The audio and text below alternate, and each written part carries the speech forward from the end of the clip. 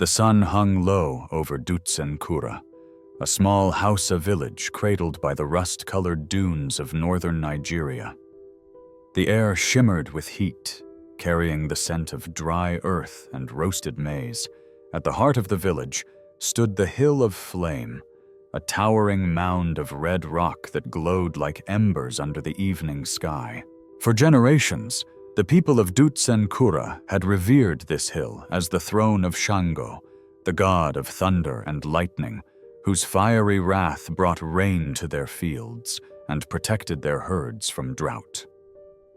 Every dry season, the villagers climbed the hill's rugged slopes, their voices rising in song as they offered white goats and bowls of palm oil to appease the god. Torches flickered against the night, casting shadows that danced like spirits across the rock. Zainab, the village's griot and priestess, was the keeper of Shango's will. Her eyes, sharp as a falcon's, gleamed with the wisdom of her 60 years. Clad in a flowing red buba embroidered with lightning motifs, she stood on the Hill of Flame during the annual festival, her voice cutting through the drumbeats. "Shango is our fire, our strength," she declared, raising a staff carved with serpents. "To disrespect him is to invite his flames upon us all." The villagers nodded, their faces solemn, but their hearts swelled with pride for their heritage. Yet, change was stirring in Dutsenkura. The modern world had crept closer, its tendrils reaching through radio waves and the hum of distant cities. Young men returned from Kano and Abuja with tales of skyscrapers and smartphones, their eyes alight with dreams of progress. Among them was Jamil, a son of the village who had spent a decade in London studying engineering. Tall and lean, with a neatly trimmed beard and a tailored jacket that seemed out of place amid the village's mud brick huts, Jamil stood out like a star in the daylight. His voice carried the cadence of a man who had seen the world, and his smile held a spark of ambition. Jamil had returned to Dutsenkura, not out of nostalgia, but with a vision. As he walked through the village, passing women pounding yam and children chasing goats, he saw not just home, but potential. The Hill of Flame, to him, was no sacred shrine, but a perfect site for a telecommunications tower. "Imagine it," he said one evening at the village square, his hands gesturing wildly as a crowd gathered. "A 5G network right here, internet for our children, jobs for our youth, connection to the world." His words were like a breeze, stirring excitement in some and unease in others. The young men cheered, dreaming of YouTube fame, but the elders exchanged wary glances. Zainab overheard Jamil's speech from the edge of the crowd, her lips tightening. She approached him as the crowd dispersed, her staff tapping the ground like a warning drum. "Jamil, son of Dutsenkura," she said, her voice low but piercing. "You speak of towers and signals, but you forget the fire that burns in this land.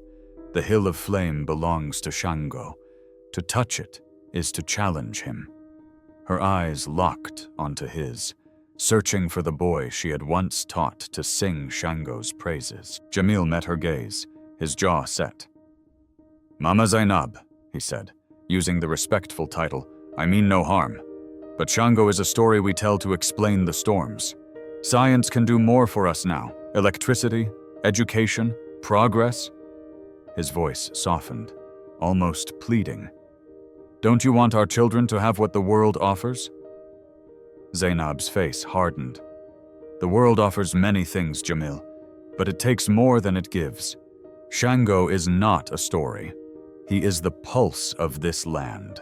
Ignore him, and you will see his fire." She turned away, her red robes billowing like a warning flag, leaving Jamil staring at the darkening sky. Days later, a sleek black jeep rolled into Dutsenkura, kicking up clouds of dust. Men in crisp suits stepped out, representatives of a telecommunications giant from Abuja. They met with Alhaji Bello, the village chief, in his courtyard, where mats were spread under a baobab tree. The leader, a man named Mr. Okoye, unfolded a blueprint. "A 5G tower on the Hill of Flame," he said, his voice smooth as polished stone. "It will bring jobs, schools, and wealth to Dutsen Kura. Your village will be a beacon of progress." Alhaji Bello, a stout man with a white cap and a thoughtful frown, stroked his beard. He revered Shango, leading the annual pilgrimage to the hill himself, but the promise of a better future tugged at his heart. "The hill is sacred," he said slowly. "What does Shango say to this, Mr. Okoye smiled, glancing at Jamil, who stood nearby. "Your own son, Jamil, assures us the hill is ideal. Science can coexist with tradition. We'll even fund a festival for Shango to honor the project." Jamil stepped forward, his voice steady. "Alhaji, this is our chance. The world is moving forward, and we can't stay behind. A tower on the hill won't anger any god. It will light up our future." The elders murmured, some nodding, others shaking their heads. Zainab, who had been summoned to the meeting, rose from her mat, her presence commanding silence. "Alhaji Bello," she said, her voice trembling with restrained fury, "you are the guardian of our people. If you allow this, you break the oath our ancestors swore to Shango. His fire will not spare us." Her eyes flicked to Jamil, a mix of anger and sorrow in them. "And you, Jamil, will bear the weight of his wrath." The courtyard fell silent, the air thick with tension. Alhaji Bello looked from Zainab to Jamil, torn between the past and the future. Finally, he spoke. "We will hold a ceremony for Shango before any work begins. If he approves, we proceed. If not," his voice trailed off, leaving the decision to the heavens. Jamil clenched his fists, frustration simmering beneath his calm exterior. He remembered the boy who once ran to the Hill of Flame, wide-eyed as Zainab told tales of Shango's battles. That boy was gone, replaced by a man who believed in circuits and signals. Yet, as he watched Zainab walk away, her silhouette framed against the setting sun, a flicker of doubt stirred in his heart. The Hill of Flame loomed in the distance, its rocks glowing like a warning under the dying light. The night of the ceremony descended upon Dutsen Kura like a velvet shroud, heavy with the scent of dust and anticipation. The Hill of Flame loomed against the starless sky, its red rocks absorbing the glow of 100 torches carried by the villagers. Drums pounded a relentless rhythm, their beats echoing through the Sahel like the heartbeat of the earth itself. Women in vibrant bubas, their headscarves embroidered with silver threads, swayed in a circle, their voices weaving ancient Hausa hymns to Shango, the god of thunder. Men, clad in flowing kaftans, carried baskets of palm oil and a white goat, its bleats drowned by the rising chorus. The air crackled with reverence, as if the hill itself held its breath. Zainab stood at the summit, her red robe glowing like a flame against the darkness. Her staff, crowned with a carved thunderbolt, gleamed as she raised it high. "Shango, Lord of fire and storm," she intoned, her voice carrying the weight of centuries. "We offer our gifts to honor you. Guide us, protect us, and forgive our doubts." The villagers knelt, their foreheads touching the cool stone, as two men led the goat to a stone altar etched with lightning patterns. Zainab poured oil over the altar, its amber sheen catching the torchlight, and whispered a prayer as the goat was sacrificed, its blood mingling with the earth. Jamil stood at the edge of the crowd, his arms crossed, his tailored jacket out of place among the kaftans. He had agreed to attend only to appease Al-Haji Bello, but his heart was elsewhere, on blueprints and signal towers. The drums grated on his nerves, and Zainab's voice, though powerful, sounded to him like an echo of a fading past. As the villagers chanted, he muttered under his breath, "This is all theater. Shango won't care about a tower." His words were soft, but they carried on the wind, and Zainab's eyes flicked toward him, sharp as a blade. For a moment, their gazes locked, his defiant, hers warning, and Jamil felt a chill, though the night was warm. As Zainab stepped back to conclude the ritual, Jamil's impatience got the better of him. He stepped forward, ignoring the gasps of the elders, and spoke loudly, his voice cutting through the hymn. "Enough of this, Mama Zainab. We've done the ceremony. Let's move forward with the tower and bring Dutzenkura into the future." His words hung in the air, a blasphemy against the sacred silence. The drums faltered, and the villagers froze, their eyes wide with shock. Zainab's face darkened, her staff trembling in her grip. Before she could respond, the sky roared. A bolt of lightning, blinding and jagged, tore through the darkness and struck the altar with a deafening crack. The stone split in two, the oil bursting into flames that licked the air. Screams erupted as villagers scrambled down the hill, their torches falling like scattered stars. Jamil stumbled back, his heart pounding, as the flames cast eerie shadows across the rocks. Zainab stood unmoved, her eyes fixed on the sky. "Shango has spoken," she said, her voice low but resonant. "You have defiled his hill, Jamil. His wrath is upon us." The village awoke the next morning to a tense quiet, the memory of the lightning etched in every mind. Al-Haji Bello, his face lined with worry, met with Mr. Okoye and Jamil in his courtyard. "The ceremony was meant to seek Shango's blessing," he said, his voice heavy. "What happened last night? It was a sign." Mr. Okoye, unruffled in his sleek suit, waved a hand. "A coincidence, Al-Haji. Storms happen. Our equipment is lightning-proof. We start construction today." He glanced at Jamil, who nodded, though his confidence wavered. The image of the shattered altar haunted him, but he pushed it aside. "We can't stop now," Jamil said, more to himself than the others. "This is for the village." Construction began under a blistering sun. Cranes rumbled up the hill of flame, their steel arms stark against the red rock. Workers, a mix of locals and city hires, hammered steel beams into the earth, their shouts mingling with the whine of drills.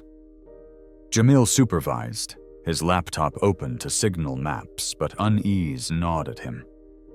The villagers watched from below, some with hope, others with dread. Zainab stood at the village's edge, her red robe a solitary beacon, her eyes never leaving the hill. That night, a storm came unannounced. Lightning danced across the sky, and a bolt struck the half-built tower, sending sparks flying. A crane's control panel erupted in flames, and workers fled, their faces pale. By morning, the site was a mess of charred metal and melted wires. Whispers spread among the workers, tales of shadows moving in the dark, of voices like thunder in the wind.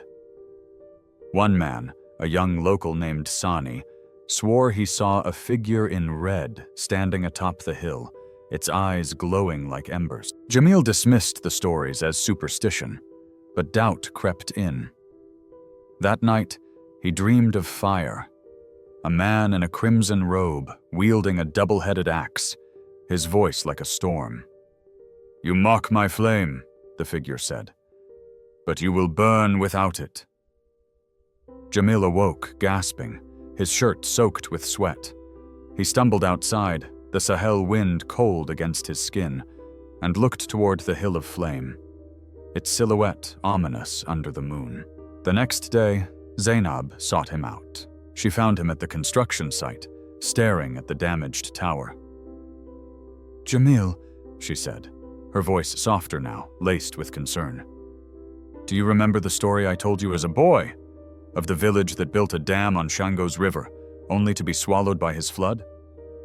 Her eyes searched his, and for a moment Jamil saw not the fierce priestess but the woman who had once bandaged his knee and sung him to sleep.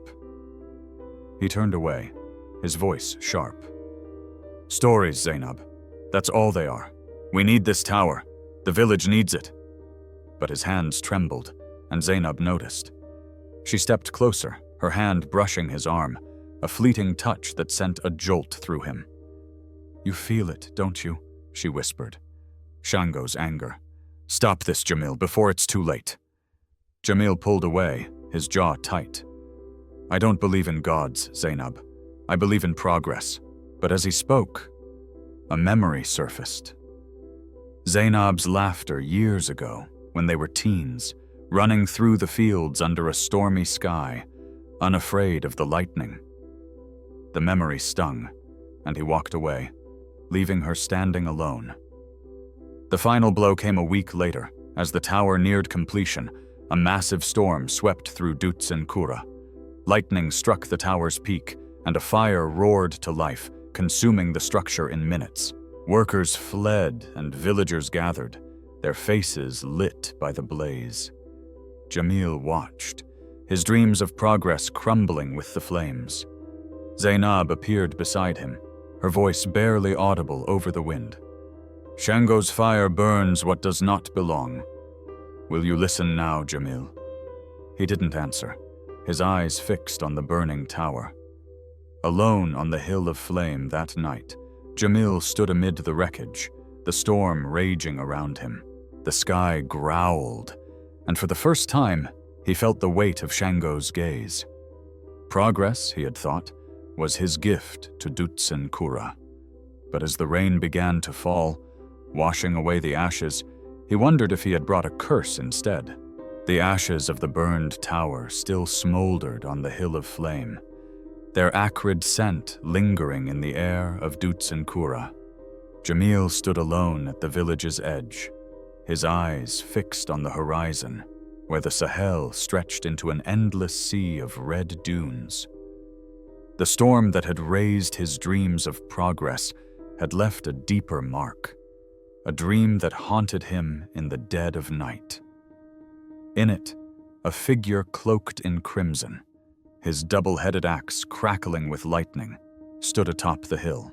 "You have defiled my flame," the figure thundered, his voice shaking the earth. "Go to the gorge of thunder in the desert, bring back the sacred fire, or Dutz and Kura will burn." Jamil had awoken trembling, the weight of Shango's command pressing on his chest like a stone. He knew he had to go. The village was unraveling. Elders whispered of curses, children fell ill with fever, and the workers refused to return to the hill, their tales of shadowy figures spreading like wildfire. Even Mr. Okoye, the ever-confident executive, had packed his jeep and left, muttering about bad investments. Jamil's pride, once a blazing torch, was now a flicker, drowned by guilt. He had brought this upon Dutz and Kura, and he alone could undo it. Before dawn, Jamil sought out Zainab. He found her in her hut, a modest structure of mud and thatch, its walls adorned with woven tapestries of lightning bolts. She sat by a small fire, her red booba glowing in the dim light, her fingers tracing the carvings on her staff. "Mama Zainab," Jamil said, his voice hoarse, "I'm going to the Gorge of Thunder. Shango spoke to me, in a dream." He expected skepticism, but Zainab's eyes softened, a mix of relief and sorrow. "You feel him now, don't you?" she said, rising to meet him. "Shango's fire burns in us all, Jamil, but you tried to smother it." She reached into a wooden box and pulled out a small scarf, its edges embroidered with silver threads in the shape of flames. "Take this," she said, pressing it into his hands. My mother wove it for Shango's festival. It will guide you." Her fingers lingered on his, and for a moment, Jamil saw the girl he had once chased through the fields, her laughter brighter than the sun. The memory stirred something in him, a longing he had buried beneath ambition. "Will you forgive me if I fail?" he asked, his voice barely a whisper. Zainab's gaze held his, fierce yet tender. "It's not my forgiveness you need, Jamil. It's Shango's, and your own." She turned away, her staff tapping the floor, but not before Jamil saw the glint of a tear in her eye. By sunrise, Jamil left Dutsen Kura, a leather satchel slung over his shoulder. Inside were a flask of water, a vial of palm oil as an offering, and Zainab's scarf, its weight a quiet comfort. The villagers watched from their doorways, their faces a mix of hope and fear. Al-Haji Bello stood among them, his white cap stark against the dawn. "Come back to us, Jamil," he called, his voice heavy with regret. Jamil nodded, but his heart was already in the desert where Shango waited. The Sahel was merciless. The sun blazed overhead, turning the dunes into a furnace that seared Jamil's skin through his kaftan. Wind whipped sand into his eyes, stinging like 1,000 needles. He trudged northward, guided by tales Zainab had told him as a boy, of a gorge where lightning never ceased, where Shango forged his bolts. Hours turned to days, and the landscape grew wilder, the dunes giving way to jagged rocks that jutted like bones from the earth. Jamil's water ran low, and hunger gnawed at his stomach, but he pressed on, driven by a force he could not name. On the third day, a sandstorm descended, a howling beast of grit and heat. Jamil crouched behind a boulder, Zainab's scarf pressed to his face, its faint scent of palm oil grounding him. As the storm raged, he heard whispers in the wind, voices from his past. "Why did you leave us, Jamil?" It was his mother's voice, soft and accusing, from the days when she knelt at the hill of flame, praying for rain. Jamil squeezed his eyes shut, guilt clawing at him. He had buried her memory in London, trading her songs for lectures on circuits and signals. When the storm cleared, Jamil saw it. The Gorge of Thunder. A narrow canyon carved into the desert, its walls black and glistening, as if scorched by eternal fire. Lightning flickered within, though the sky above was clear. The air hummed with energy, and the ground vibrated with a low, rhythmic growl, like the drums of Dutsen Kura. Jamil's heart pounded, but he stepped forward, clutching the vial of palm oil. "Shango," he whispered, "I'm here.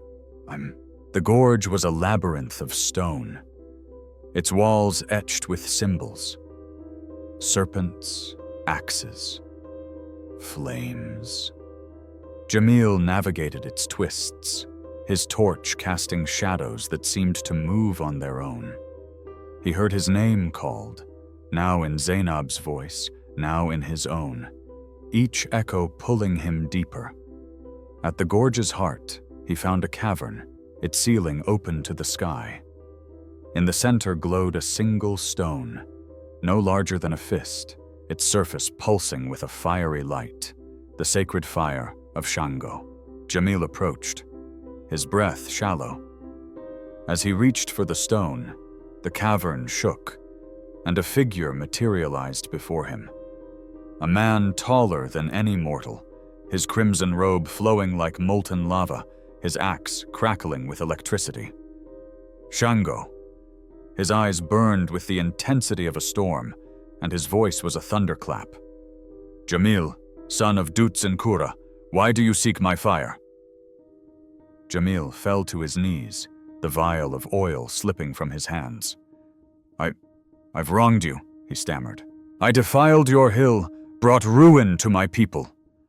I came to make it right." His voice broke, and he clutched Zainab's scarf, its threads a lifeline. Shango's gaze pierced him. You sought to replace my flame with your own, believing your machines stronger than my will. What is progress without roots, Jamil? What is a man without his past? The god stepped closer, and Jamil saw visions in his eyes. Dutsen Kura burning, children weeping, Zainab's face etched with grief. Tears streamed down Jamil's face. I was wrong, he said, his voice raw. I thought I could build a future by forgetting the past. But I see it now. My mother's prayers, Zainab's songs, your fire. They're part of me. Please let me save my village. Shango's expression softened, but his voice remained firm. The fire is yours to take, but only if you carry it with reverence. Swear to honor the old flames as you build the new. Jamil nodded, his heart pounding, and reached for the stone. A jolt of energy surged through him, but he held on, the scarf wrapped around his hand. The cavern stilled, and Shango vanished, leaving only the echo of his voice. Go, Jamil. Redeem your oath. Jamil emerged from the gorge as dawn broke, the stone warm in his satchel, its light pulsing like a heartbeat. The desert stretched before him, vast and unforgiving, but he felt lighter, as if a burden had lifted. He thought of Zainab, her scarf a promise of return, and of Dutsen Kura waiting for salvation. The journey back would be long, and the task ahead daunting. But for the first time, Jamil felt ready. He stood at the desert's edge, the silhouette of Dutsen Kura faint on the horizon, and whispered, I'm coming home. The sun dipped low over Dutsen Kura, painting the sky in hues of amber and crimson, as if Shango himself had brushed his fiery hand across the heavens. The village lay quiet, its mud brick huts casting long shadows across the red earth. The scars of the past weeks lingered, withered crops, fearful whispers, and the blackened ruins of the tower on the hill of flame. Yet, as a lone figure emerged from the desert, a ripple of hope stirred among the villagers. Jamil had returned. He staggered into Dutsen Kura, his kaftan torn and dusted with sand, his face gaunt from days in the Sahel. In his satchel, the sacred fire, a glowing stone pulsing with light, felt heavy, a reminder of the oath he had sworn to Shango. The villagers gathered at the village square, their eyes wide with a mix of awe and suspicion. Children clung to their mothers' skirts, and elders leaned on their staffs, murmuring prayers. Jamil's heart pounded as he scanned the crowd, searching for one face. Zainab stood at the edge, her red booba shimmering in the twilight, her staff planted firmly in the ground. Her eyes met his, and for a moment, the world fell away. Relief softened her features, but her gaze held a question. Did you find what you sought? Jamil nodded, clutching the scarf she had given him, its silver threads catching the fading light. He stepped toward her, his voice low. I'm back, Mama Zainab. I brought the fire. Zainab's lips parted, but before she could speak, a child's voice rang out. He's alive! The crowd surged forward, their murmurs growing into cheers. Al-Haji Bello pushed through, his white cap askew, his face etched with guilt. Jamil, son of Dutsen Kura, he said, his voice trembling. We feared we'd lost you. What have you brought us? Jamil raised the satchel, the stone's glow visible through the leather. Shango's fire, he said simply. A chance to make things right. The villagers gasped, and Zainab's eyes gleamed with pride. She stepped closer, her hand brushing his arm, a touch that sent warmth through him despite his exhaustion. Then we must go to the Hill of Flame, she said, her voice steady but soft. Tonight, we face Shango together. The preparations began at once. Women wove garlands of millet stalks, men cleaned the path to the hill of flame, and children practiced the ancient hymns Zainab had taught them. Jamil rested briefly in Al-Haji Bello's courtyard, sipping millet porridge. But his mind was on the hill. He remembered the boy who had climbed it years ago, hand in hand with his mother, her voice singing Shango's praises. That boy had believed in gods. The man he became had not. Now, holding the sacred fire, Jamil felt both lives converging, and the weight of his choices pressed harder than ever. As dusk fell, Zainab found him alone, staring at the hill's silhouette. "You're afraid," she said. Not a question, but a truth. Jamil turned, surprised by her nearness, the scent of palm oil and earth clinging to her. "What if Shango doesn't forgive us?" he asked, his voice raw. "What if I've doomed us all?" Zainab's gaze softened, and she touched the scarf still tied around his wrist. "You faced him in the desert, Jamil. You carried his fire. That boy I knew, the one who danced under the storms, he's still in you." Her fingers lingered, and Jamil's breath caught. He wanted to speak, to tell her how her faith had anchored him, but words failed. Instead, he covered her hand with his, a silent promise, and she smiled, a rare, radiant thing that lit the dusk. The ceremony began under a crescent moon, the hill of flame aglow with torches. The villagers climbed its slopes, their voices rising in a Hausa hymn that wove through the night like a river. Drums pounded, their rhythms steady as a heartbeat, and women in bubas swayed, their silver bangles glinting. Jamil walked at the front, the glowing stone in his hands, Zainab and Al-Haji Bello at his side.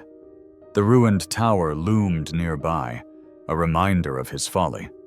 But Jamil's focus was on the new altar, a slab of red rock, cleansed with palm oil and draped with white cloth. At the summit, the crowd formed a circle, their faces lit by firelight. Zainab raised her staff, her voice soaring. "Shango, Lord of Thunder, we have strayed, but we return to you. Accept this fire and heal our land." She nodded to Jamil, who stepped forward, his heart pounding. The villagers fell silent, their eyes fixed on him. He knelt before the altar, the stone warm in his palms, and spoke, his voice carrying over the hill. "People of Dutsenkura," he began, "I brought ruin to our home. I thought progress meant forgetting our roots, that machines could replace Shango's fire. I was wrong." His voice broke, and he looked at Zainab, drawing strength from her steady gaze. "In the desert, Shango showed me the truth, that our future must honor our past. I beg your forgiveness, and his." He placed the stone on the altar, its light flaring like a star, and poured a vial of palm oil over it, whispering, "Shango, forgive us." For a moment, nothing happened. The wind stilled, and the torches flickered. Then a low rumble echoed from the sky, not threatening but gentle, like a father's sigh. A soft rain began to fall, its drops cool against the villagers' skin, and a single bolt of lightning flashed far on the horizon, illuminating the hill in silver. The crowd gasped, then cheered, their voices rising in a joyous hymn. Zainab's eyes shone with tears as she gripped Jamil's shoulder. "He has heard you," she whispered. "Shango has forgiven us." The rain washed away the last of the village's fear, and as it ceased, the moon broke through the clouds, bathing the hill of flame in light. Al-Haji Bello stepped forward, his face alight with resolve. "We will rebuild," he declared, "but not on this hill. Shango's fire belongs here, and we will honor it." The villagers nodded, their unity palpable, and Jamil felt a weight lift from his soul. The next morning, Jamil met with Alhaji Bello and Zainab in the chief's courtyard. Mr. Okoye, summoned by news of the ceremony, had returned, his skepticism softened by the village's spirit. Jamil spread a map on the ground, pointing to a smaller hill a mile away. "Build the 5G tower here," he said, his voice firm. "And around the Hill of Flame, let's create a cultural park, a place to teach our children about Shango, with digital screens to share our stories with the world." Okoye raised an eyebrow, but nodded. "Ambitious, but feasible. My company will fund it, provided you oversee the project." Jamil agreed, glancing at Zainab, who smiled, her pride evident. "It's a start," she said, her voice warm. "A flame that burns for both the old and the new." Weeks later, the park began to take shape. Artisans carved statues of Shango, their axes raised to the sky, while engineers installed screens that played Zainab's recorded tales.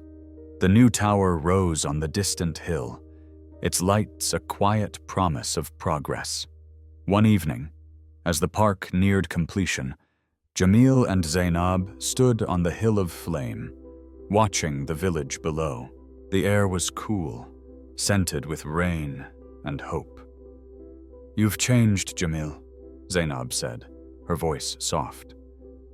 "The boy who left us. He's become a man who carries our fire." Jamil turned to her, his heart full. "I couldn't have done it without you," he said, taking her hand. "Your faith, your stories, they brought me back." He paused, then added, "Will you help me build this future? Not just for Shango, but for us?" Zainab's eyes sparkled, and she squeezed his hand, her smile a beacon in the dusk. "Together," she said. And the word felt like a vow. Below, Dutsen Kura glowed with torchlight, its people singing under the stars, their voices a testament to a village reborn. The Hill of Flame stood proud, its rocks aglow, a silent guardian of their past and their promise.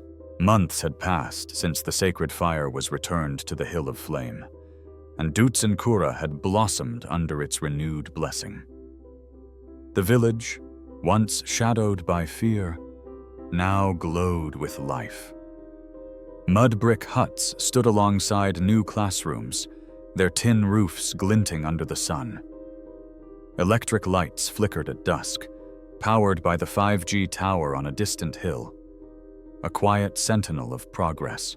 The cultural park around the Hill of Flame had become the heart of the village, its paths lined with statues of Shango, their carved axes raised to the sky. Digital screens, nestled among millet garlands, played Zainab's recorded tales, blending the old songs with the hum of modernity.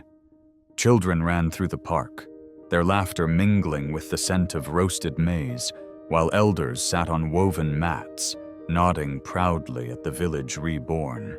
Jamil had found his place in this new Dutsen Kura. No longer the brash engineer who mocked the gods, he was now a storyteller, a bridge between the flames of the past and the lights of the future. Each evening, he gathered the village children at the foot of the Hill of Flame, their eyes wide as he spoke of Shango's wrath and mercy. His kaftan, once traded for suits, now bore embroidered lightning bolts, a gift from the women who had watched him return from the desert. Zainab's scarf, its silver threads faded but cherished, remained tied around his wrist, a silent vow. One cool evening, as the moon rose over the Sahel, Jamil stood before a crowd of children and villagers, the Hill of Flame aglow behind him. Torches cast a warm light, and the air carried the faint rhythm of distant drums. He held up a small stone, a replica of the sacred fire, its surface etched with a thunderbolt. "This," he said, his voice steady but rich with emotion, "is the fire of Shango. Not just the god of thunder, but the spirit of our people, our strength, our roots." The children leaned forward, their faces lit with wonder, while the elders nodded, their eyes glistening. Jamil paced the circle, his gaze sweeping over the crowd. "I once thought we could leave this fire behind, that machines and signals were enough. I was wrong." His voice softened, and he glanced at Zainab, who stood at the edge, her red buba shimmering like a flame. "I climbed this hill, defied Shango, and brought ruin to our home. But in the desert, he showed me the truth, that progress without roots is a flame without fuel. I carried his fire back, not just for me, but for all of us." He paused, letting the words settle, and a child, a girl with braids adorned with beads, raised her hand. "Will Shango be angry again?" she asked, her voice small but clear. Jamil knelt before her, smiling. "Not if we honor him. We build towers, yes, but we also build this park, these stories, this hill. Shango's fire burns in us all, and we must keep it alive." The girl beamed, and the crowd murmured in agreement, their unity a quiet strength. As the children dispersed, Jamil climbed the hill of flame, drawn to its summit under the silver moonlight. The altar stood proud, its red rock polished by rain, surrounded by fresh millet stalks and bowls of palm oil. The village below sparkled with electric lights, a harmony of old and new. Zainab joined him, her staff tapping the ground, her presence as steady as the hill itself. "You've done well, Jamil," she said, her voice warm with pride. "The children listen to you. They carry your story now." Jamil turned to her, his heart full. "It's our story, Zainab. You taught me to see it. The fire in our songs, our dances, our gods." He reached for her hand, his fingers brushing the calluses earned from years of wielding her staff. "I left Dutzenkura to find a future, but I found it here. With you." Zainab's eyes softened, and she squeezed his hand, her smile a beacon in the night. "The future is a flame, Jamil. It burns bright when we feed it together." She gestured to the village, where a group of women began a soft hymn, their voices rising like smoke to the stars. The melody wove through the air, a Hausa prayer to Shango, and Jamil felt its rhythm in his bones, a reminder of the boy who once sang it beside his mother. They stood in silence, hands clasped, as the moon bathed the hill of flame in silver. The statues of Shango gleamed, their axes eternal, while the screens below flickered with Zainab's tales, a promise to the world. Dutzenkura was no longer just a village. It was a legacy, a flame that would burn for generations. Jamil looked at Zainab, her face lit by moonlight, and knew that whatever lay ahead, they would face it as one.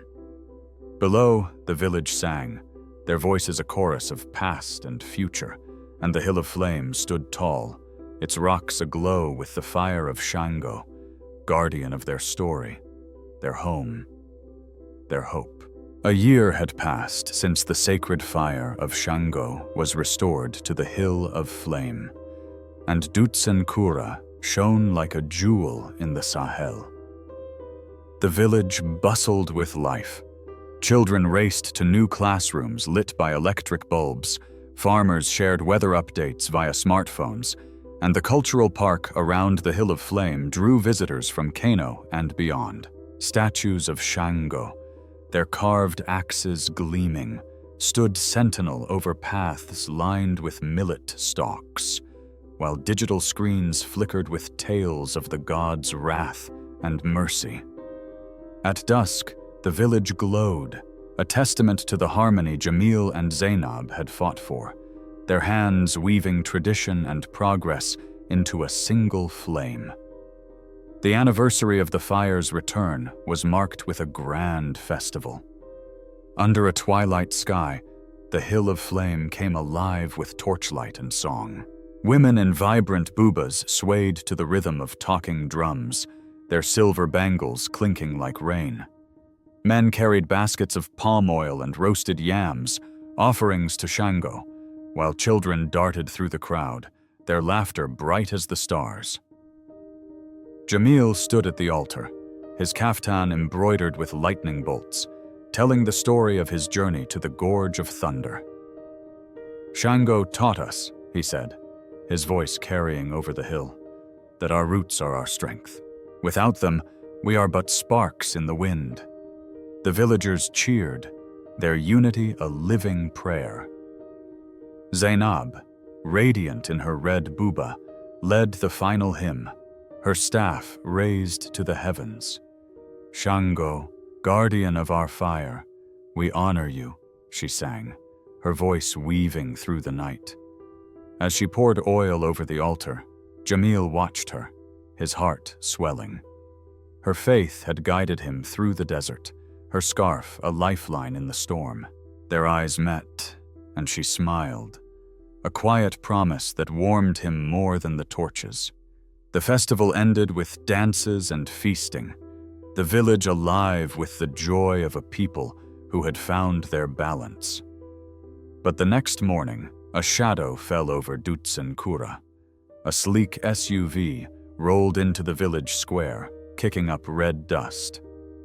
Out stepped Mr. Adebayo, a mining executive from Abuja, his suit sharp and his smile polished. He met Alhaji Bello, Jamil, and Zainab in the chief's courtyard, spreading a contract on a woven mat. "Your land near the Hill of Flame holds rare minerals," he said, his voice smooth. "My company offers millions to mine it. Schools, hospitals, roads. The cultural park would need to be relocated, but progress demands sacrifice." The words struck Jamil like a blow. He glanced at Zainab, whose face was a mask of calm, but her grip on her staff tightened. Alhaji Bello stroked his beard, his eyes troubled. "The park is our heart," he said slowly. "The hill is Shango's." Adebayo shrugged, unperturbed. "Think of the wealth, Alhaji. Your people deserve more than stories." The village buzzed with debate. Some, lured by the promise of money, argued for the deal, their voices loud in the square. Others, led by Zainab, stood firm, their prayers echoing at the Hill of Flame. Jamil felt the old weight of division, the same rift he had once caused. That night, he found Zainab by the altar, her face lit by moonlight. "We can't lose this," he said, his voice urgent. "Not after everything." Zainab touched his arm, her eyes fierce. "Then we fight, Jamil. Shango's fire is ours to protect." Her fingers lingered, and Jamil covered her hand, drawing strength from her resolve. "Together," he said, and the word felt like an oath. The next evening, Jamil and Zainab called a village meeting at the Hill of Flame. Torches blazed, and the crowd gathered, their faces tense. Jamil stepped forward, his voice steady. "A year ago, I stood here, blind to Shango's fire. I thought progress meant erasing our past, and I nearly lost us all." He gestured to the park, its statues gleaming. "This is our legacy. If we sell it, we sell our soul." Zainab joined him, her voice rising. "Shango spared us once. Will we test him again?" As she spoke, a gust of wind swept through and a distant bolt of lightning flashed, its rumble silencing the crowd. The villagers stirred, their doubts fading. A woman, her buba worn but proud, stood. "We keep the hill," she said, and others echoed her, their voices a chorus. Alhaji Bello rose, his decision clear. "We say no to the mine," he declared. "Dutsenkura is Shango's, and ours." The crowd roared, and Jamil felt Zainab's hand slip into his, her warmth a quiet victory. Adebayo, present at the meeting, nodded respectfully. "I see your resolve," he said. "My company will look elsewhere." He left the next day, and Dutsenkura breathed freely again. That night, Jamil and Zainab climbed the hill of flame, the village below aglow with torchlight. "We did it," Jamil said, his voice soft. "We kept the fire." Zainab leaned against him, her smile radiant. "And we'll keep it burning, Jamil. For Shango. For us." Under the moon, the hill of flame stood eternal, its rocks aglow with the fire of a people who would never forget their roots. 2 years after the sacred fire was restored, Dutsenkura had become a beacon in the Sahel, its name whispered from Kano to Lagos.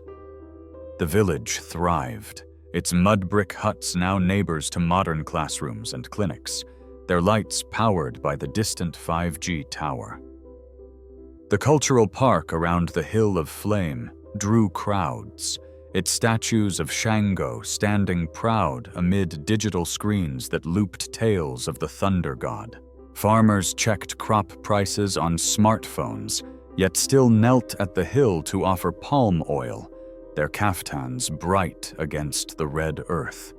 Dutsenkura was a living hymn to balance, its flame burning bright under Shango's watchful gaze.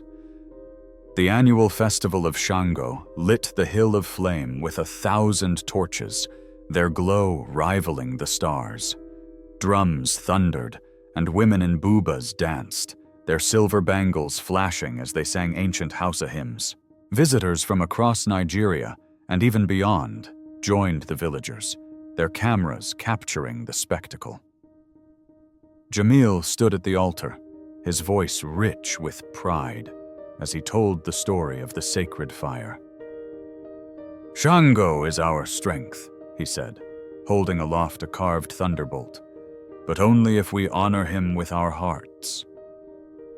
The crowd cheered, locals and outsiders united in the rhythm of the night. Zainab, her red buba flowing like a river of fire, led the closing prayer, her staff raised to the moon. "Shango, light our path," she intoned, pouring oil over the altar, its amber sheen catching the torchlight. Jamil watched her, his heart stirred by her grace, the scarf she had given him still tied around his wrist. As the hymn ended, their eyes met, and she stepped closer, her voice soft. "The world sees us now, Jamil, but do they see Shango?" Her words lingered, a quiet warning, and Jamil nodded, feeling the weight of their shared duty. The next day, trouble arrived in a polished sedan. Mrs. Tosamonen, Funmi, a vibrant woman from a Lagos tourism agency, met Jamil, Zainab, and Alhaji Bello in the village square. Her smile was wide, her tablet flashing with plans. "Dutsenkura is a gold mine," she said, her voice brimming with excitement. "We can make the Hill of Flame a global attraction. Entry tickets, gift shops, guided tours. The revenue will transform your village." She gestured to the hill, where a tourist had left an empty bottle near the altar, a small but jarring intrusion. Alhaji Bello frowned, his white cap casting a shadow. "The hill is sacred," he said. "It's not a market." Jamil's jaw tightened, memories of the burned tower flashing in his mind. "The park is for learning, not profit," he added, his voice firm. Zainab's eyes blazed, her staff tapping the ground. "Shango's flame is not for sale," she said, her words sharp as lightning. Funmi blinked, undeterred. "Think of the jobs, the schools. Tourists want convenience, not just stories." The proposal split the village. Some, dazzled by visions of wealth, argued for the plan, their voices loud in the market. Others, clutching woven charms, prayed at the hill of flame, fearing Shango's wrath. Jamil and Zainab walked the park's paths, finding graffiti on a statue, a wound to their pride. "We can't let this happen," Jamil said, his voice low. Zainab touched his shoulder, her gaze steady. "Then we show them Shango's light," she said, her warmth anchoring him. He took her hand, their fingers entwining, a silent vow to protect their home. That night, they called a gathering on the hill of flame. Torches blazed, and the altar glowed, its oil shimmering. Jamil addressed the crowd, locals and tourists alike, his kaftan catching the firelight. "This hill is more than stone," he said, his voice resonant. "It's our soul, our story. I once thought progress meant forgetting Shango, and I nearly lost everything. We welcome you, but you must honor our fire." Zainab stepped forward, her voice soaring. "Shango sees us now. Let us show him our hearts." She knelt, offering a prayer, and the crowd fell silent, moved by her reverence. As she rose, a wind swept through, and the altar's oil flared, its flames leaping higher than ever. A distant bolt of lightning cracked the sky, its rumble a gentle reminder. Gasps rippled through the crowd, and a tourist, awestruck, dropped to his knees. The villagers cheered, their doubts banished, and Funmi, her tablet forgotten, nodded slowly. "I understand," she said, her voice hushed. "We'll promote your culture, not exploit it." The agency agreed to preserve the hill's sanctity, marketing Dutsenkura as a place of pilgrimage, not profit. Days later, Jamil and Zainab stood on the hill of flame, the village below alive with song. "We kept his light," Jamil said, his hand finding hers. Zainab leaned against him, her smile soft. "And it will guide us always," she replied, her voice a melody. Under the moon, the hill of flame glowed, its fire eternal, a beacon for a people who sang with Shango's voice, their story forever bright. 3 years after the sacred fire was restored, Dutsenkura stood as a testament to resilience, its red earth cradling a village that pulsed with life. Modern classrooms buzzed with children learning under electric lights, while farmers used apps to track rainy seasons, their kaftans bright against the Sahel's dunes. The cultural park around the Hill of Flame had become a pilgrimage site, its statues of Shango gleaming beside screens that shared Hausa tales with the world. Visitors marveled at the harmony of tradition and progress.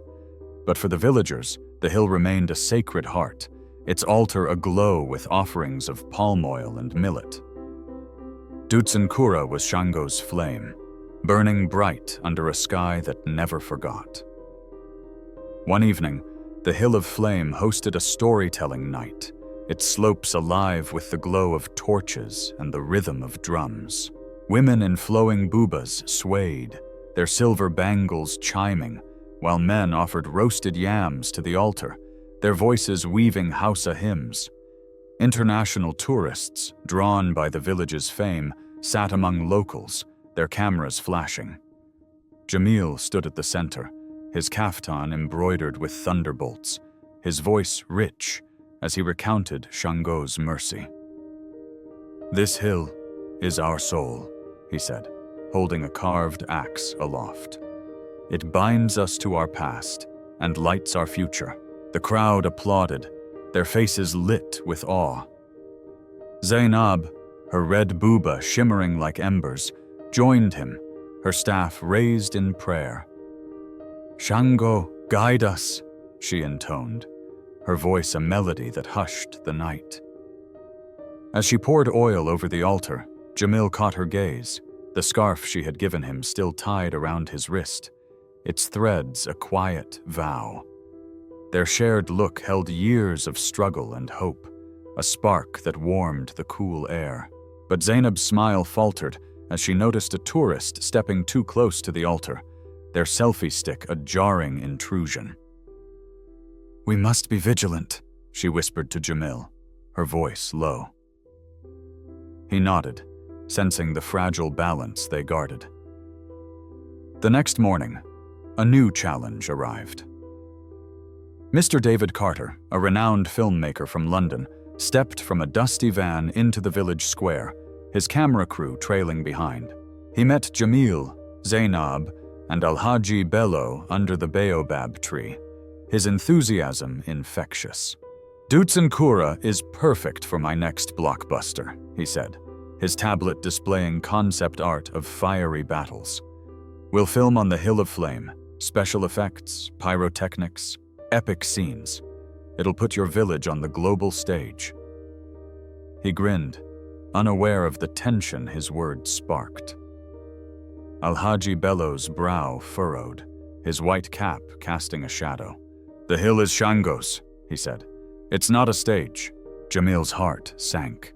Memories of past battles, towers, mines, tourists, flashing through his mind. "We share our culture," he said firmly, "but not at the cost of its soul." Zainab's staff tapped the ground, her voice sharp. "Shango's flame is sacred. Your machines would mock him." Carter blinked, surprised but undaunted. "Think of the fame, the tourism boost. The world will know Shango." The proposal divided the village. Some, eager for global recognition, argued for the film, their voices loud in the market. Others, clutching prayer beads, gathered at the hill, fearing Shango's wrath. Jamil and Zainab walked the park, finding a discarded prop near a statue, a wound to their pride. "This can't happen again," Jamil said, his voice tight. Zainab's hand found his, her touch steadying. "Then we call Shango's light," she said, her eyes fierce with love and resolve. Their fingers entwined, a shared strength against the storm. That night, they organized a ceremony on the Hill of Flame, inviting Carter and his crew. Torches blazed, and the altar glowed, its oil shimmering. Zainab led a prayer, her voice soaring. "Shango, show us your will," she said, kneeling before the altar. Jamil addressed the crowd, his kaftan catching the firelight. "This hill is our heart," he said, his words fervent. "I once thought fame could replace faith, and I nearly lost us all. We welcome the world, but only if it honors Shango." He invited Carter to the altar, explaining its sanctity, and the filmmaker listened, his bravado fading. As Zainab offered a hymn, the altar's flame surged, its light casting shadows that danced like spirits. A low rumble echoed from the sky, and a bolt of lightning flashed far on the horizon, its call undeniable. The crowd gasped, and Carter, awestruck, lowered his camera.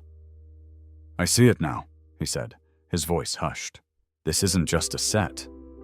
It's alive." The villagers cheered, their unity restored, and a young boy, his eyes bright, sang a verse of the hymn, his voice a spark of hope. Carter agreed to scrap the blockbuster, proposing a documentary to honor Hausa culture instead. The next dawn, Jamil and Zainab stood on the Hill of Flame, the village below waking to birdsong. "We kept his call," Jamil said, his hand in hers. Zainab leaned closer, her smile a sunrise. "And it will echo forever," she replied, her voice soft. Under the rising sun, the Hill of Flame stood radiant, its fire a song of a people who answered Shango, their light undimmed. 5 years had passed since Jamil carried Shango's sacred fire back to Dutz and Kura, and the village had woven its legacy into the fabric of the Sahel. Mud brick huts stood proudly beside solar-powered schools, their classrooms alive with the chatter of children learning both Hausa hymns and coding. The cultural park around the Hill of Flame was a global beacon, its statues of Shango flanked by gardens where millet bloomed and digital screens that shared the village's story with the world. Visitors from distant lands walked its paths, their footsteps reverent, while villagers in vibrant kaftans offered palm oil at the altar, their faith as steadfast as the red rocks. Dutsenkura was a symphony of past and present, its flame eternal under Shango's gaze. The 5th anniversary of the fire's return was marked with a grand ceremony, the Hill of Flame aglow under a crescent moon. Torches cast a golden haze, their light dancing on the faces of villagers and guests. Drums pulsed like a heartbeat, and women in bubas swayed, their silver bangles chiming as they sang to Shango. Men carried baskets of roasted yams and a white goat, its bleats lost in the chorus of a Hausa hymn. Jamil stood at the altar, his kaftan embroidered with lightning bolts, his voice a steady flame. 5 years ago, he began, we nearly lost our soul. But Shango's fire brought us back to our roots, our strength, our home. The crowd listened, their eyes bright with pride. Zainab, her red buba glowing like a star, joined him, her staff raised in prayer. Shango, Lord of Thunder, she intoned, her voice weaving through the night. You lit our path. We honor you, now and forever. She poured oil over the altar, its amber sheen catching the moonlight, and Jamil watched her, his heart full. The scarf she had given him, its silver threads worn but cherished, rested on his wrist, a symbol of their shared journey. Their eyes met, and her smile, soft and radiant, was a promise that needed no words. Jamil turned to the crowd, his voice rich with emotion. I was a boy who dreamed of towers, a man who thought progress meant forgetting Shango, he said, his gaze sweeping over the faces. Children, elders, tourists. I defied this hill, brought ruin, and faced Shango's wrath in the desert. But he spared us, teaching us that our fire burns brightest when we honor our roots. He paused, his eyes finding Zainab's. We faced towers, mines, tourists, and cameras, each a test of our faith. Each time, we chose Shango, and he chose us. The villagers nodded, their murmurs a chorus of agreement, while visitors bowed their heads, moved by the weight of his words. Zainab stepped forward, her voice a gentle thunder. This hill is our heart, she said, but its fire lives in you. In your songs, your stories, your children. She knelt, placing a millet stalk on the altar, and the crowd followed, their offerings piling high.